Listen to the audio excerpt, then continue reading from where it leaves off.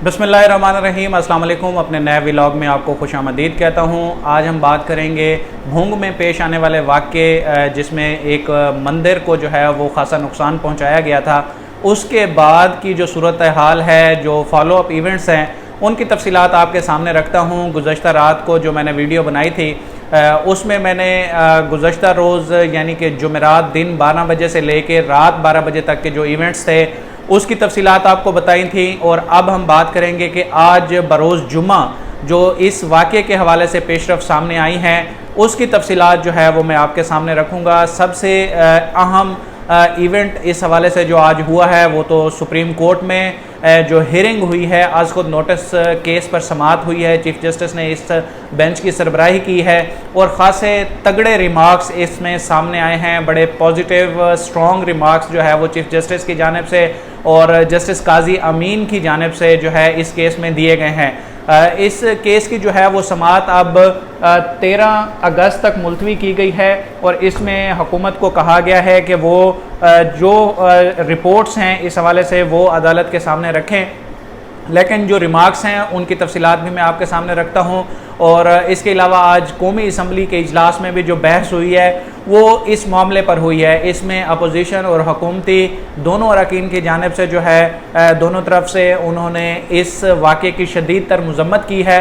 और सबसे पॉजिटिव बात ये कि कौमी असम्बली ने एक करारदाद मंजूर की है जिसमें इस वाक़े की मज़म्मत की गई है और कहा गया है कि जो भी इस सारे मामले में मुलव्वस था उनके ख़िलाफ़ कार्रवाई की जाए। तो सबसे पहले हम बात कर लेते हैं जो सुप्रीम कोर्ट में आज समाअत हुई है उसमें क्या कुछ कहा गया है। सबसे पावरफुल रिमार्क्स जो चीफ जस्टिस की जानिब से सामने आए वो सबसे पहले मैं आपको बताता हूं कि चीफ जस्टिस ने कहा है कि अगर यही मंदिर की बजाय जो है वो किसी मस्जिद को गिराया गया होता तो सोचें मुसलमानों पर क्या गुजरती।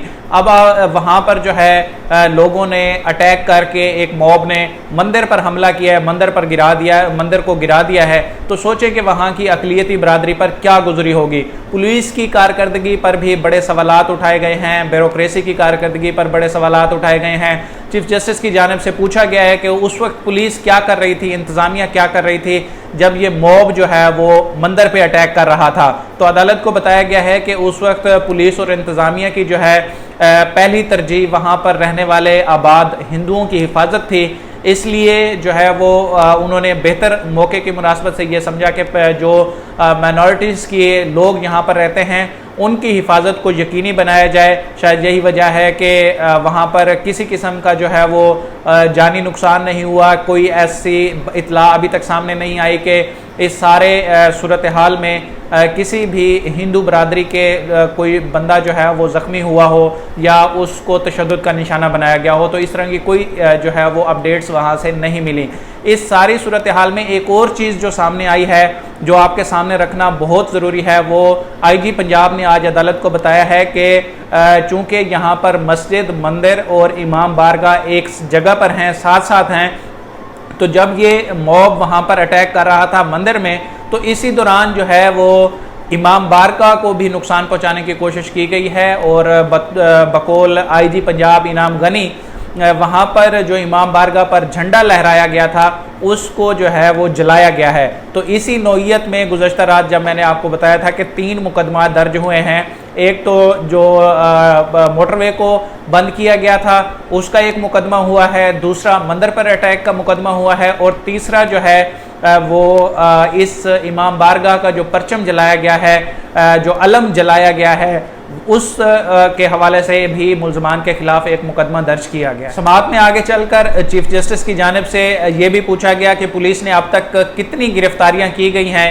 तो इसमें बड़ा एक नेगेटिव और परेशान कुन सा जवाब जो है वो पुलिस हुकाम की जानिब से दिया गया कि अभी तक जो है कोई भी गिरफ्तारी अमल में नहीं लाई गई। मुझे ये लगता है कि इस सारे मामले में पुलिस ये वेट कर रही थी कि रियासत की जानिब से क्या रिस्पॉन्स आता है, कि क्या हुकूमत इस मामले में अपने इदारों के साथ खड़ी होती या हुकूमत कोई इसमें स्ट्रॉन्ग स्टैंस ले सकती है कि वाकई इन लोगों के खिलाफ कार्रवाई होनी चाहिए। तो इसलिए मुझे लगता है कि पुलिस ने कहीं आगाज़ में जो बच्चे पर मुकदमा दर्ज हुआ उस पर भी आज सुप्रीम कोर्ट ने पुलिस अफसरान की काफ़ी क्लास ली है, लेकिन ये जो बाद की गिरफ्तारियां हैं, जो अभी तक किसी एक बंदे को भी गिरफ्तार नहीं किया गया, तो मुझे ये लगता है कि पुलिस इस मामले में हुकूमत की सपोर्ट का इंतज़ार कर रही थी कि हुकूमत अगर ग्रीन सिग्नल देती है तो फिर हम इस मामले में आगे जाएं और जो जो लोग वहां पर वीडियो में नज़र आ रहे हैं उनको गिरफ्तार करके जो है वो फर्दर उनके खिलाफ प्रोसीडिंग्स शुरू की जाएं। अब तो बड़ा इसमें क्लियर है कि वीडियो में जो लोग नज़र आ रहे हैं अगर वो उसी इलाके से हैं, उन्हीं गलियों से हैं, पुलिस बहुत जल्द इन सब के खिलाफ कार्रवाई कर सकती है।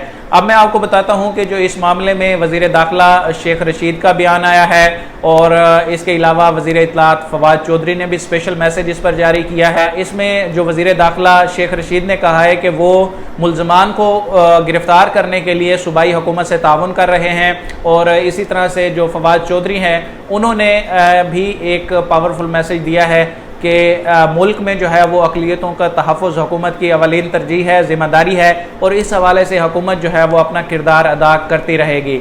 और अब एक और पॉइंट जो इसमें सुप्रीम कोर्ट में ज़ेर बहस आया है, उसमें ये डायरेक्शन दी गई है पंजाब हुकूमत को कि वहाँ पर जो है वो बैनुल मज़ाहिब हम आहंगी पैदा करने के लिए एक अमन कमेटियाँ जो है वो बनाई जाएं। इस पर चीफ सेक्रेटरी जो कि आज अदालत में मौजूद थे, उन्होंने अदालत को बताया है कि इस तरह के वाक़यात जो है जब मुहर्रम आता है या इस तरह के कोई इवेंट्स होते हैं तो फिर कुछ लोग सोशल मीडिया के ज़रिए ऐसा मवाद जो है वो फैलाते हैं जिससे मजहबी मुनाफरत का आंसर पाया जाता है और फिर जो है इस तरह की सूरत हाल क्रिएट हो जाती है।